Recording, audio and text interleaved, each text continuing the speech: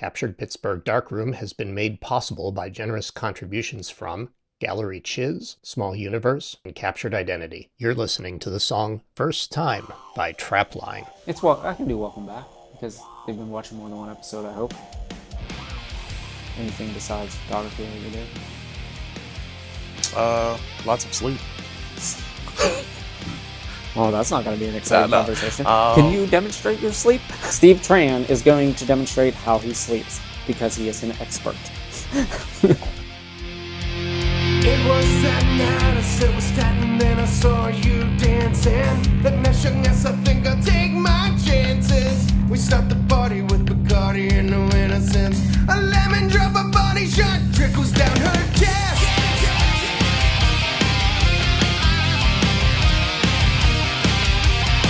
Her rockin' body dancing naughty all over me. We down on drinks and other shots from her body. Hi everyone, welcome to Captured Pittsburgh Darkroom. Today we are at GalleriE Chiz in Shadyside. My name is Jason Fait. I am here with Steve Tran. Steve, why don't you take a moment and tell people a little bit about your background?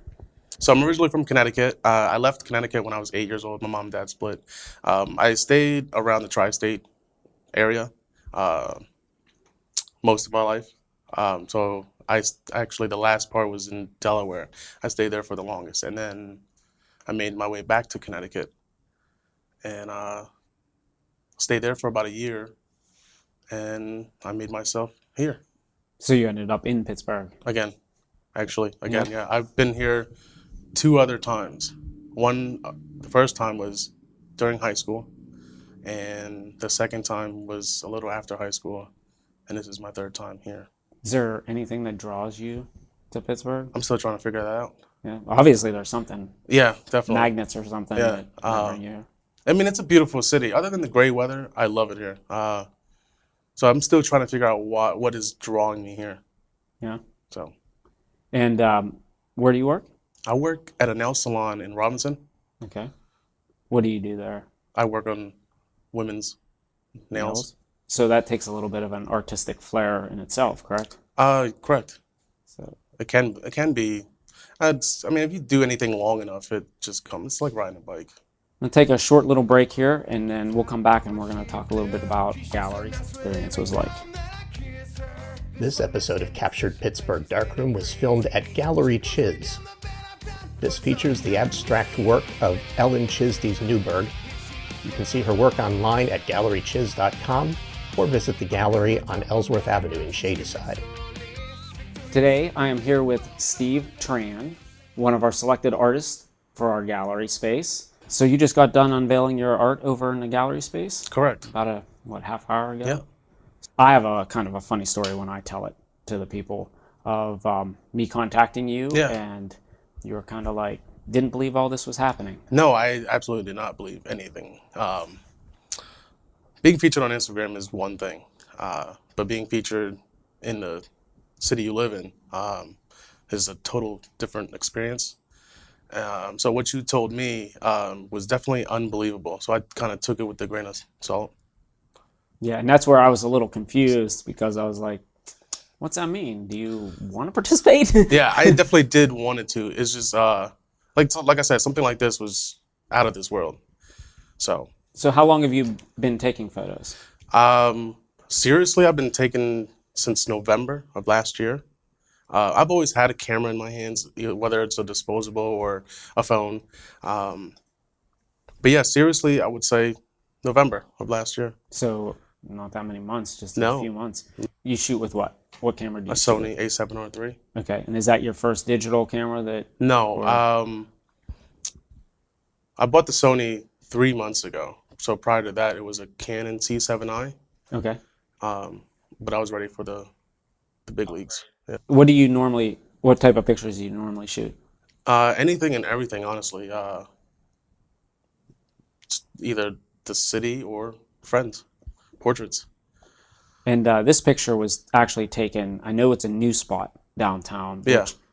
I would think it would be more popular by now, but how about we hit a backstory about how you found that location and where it was actually shot at? So I think it's called Exchange Avenue, and it's behind the convention center. and I actually stumbled upon it just roaming around the city. And before they installed the lights from one of the bridges, it was just an empty alleyway. It was a 4-way alley, and yeah. So I've been shooting there. Every time I go to the city, I shoot there. So one night, I walked by it, and there was the lights. It was like totally different. Totally different. Whole different. new experience. Yeah. So and there was a couple guys there, and the guy that's in the photo, I actually met him that night. Oh, really? Yeah.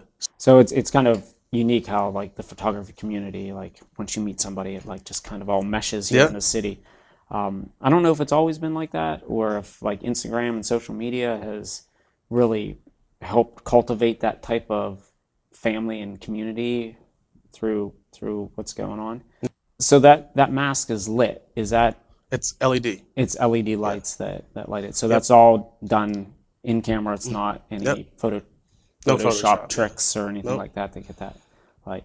It's a pretty unique photo. Yeah, thank you. And like the blue matches the blue with the alleyway. Yes. And now, for those people that don't know, the lights that are taken from the Rachel Carson Bridge.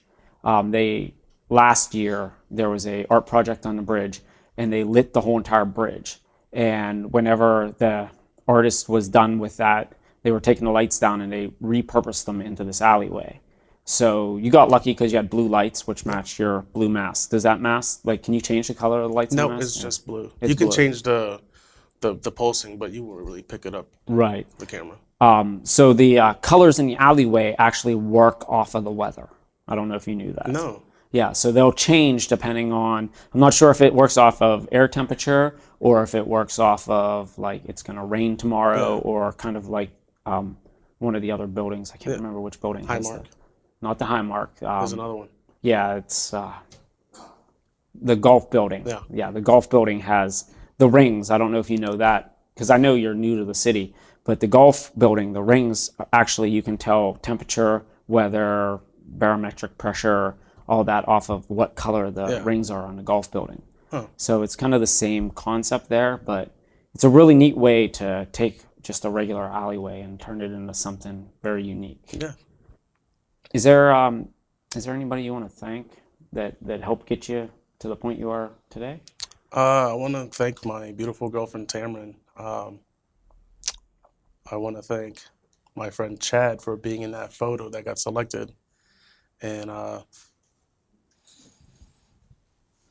all my family and friends. Again, I want to thank you for coming on today. And, thanks for having me. No problem. And for everyone out there, again, please give this video a like and leave some comments if there's something else that you want to see us do in the future. We'll see you in a couple days for another episode of Captured Pittsburgh Darkroom.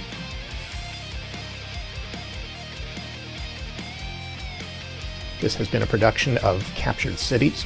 Captured Pittsburgh Darkroom is produced by Jason Fait, Adam Thomas, and Jason Kodat. Production assistance for this episode was provided by John Hall and Dave Perlowski. Copyright 2018. You rock my world, scratched down my back. It hurt like hell, but I think I'll be back. You rock my world.